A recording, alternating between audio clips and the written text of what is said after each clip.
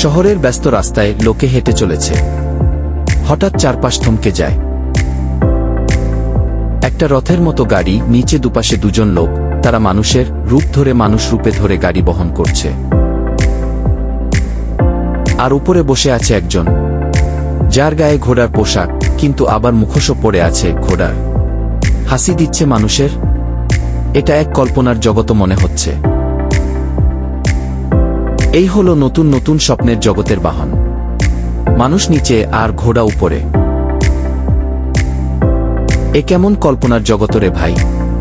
পৃথিবী উল্টে গেছে ভাই। এখানে ঘোড়ারাও বসে রাজত্ব করে। যেখানে মানুষ ঘোড়া হয় আর ঘোড়া মানুষ। এই কল্পনার জগতে থাকতে চাই না আমরা। এরকম ছোট ছোট গল্প বা কাহিনী দেখার জন্য এই চ্যানেলটাকে ফলো দিন বা ফলো দিয়ে পাশে থাকুন। ধন্যবাদ।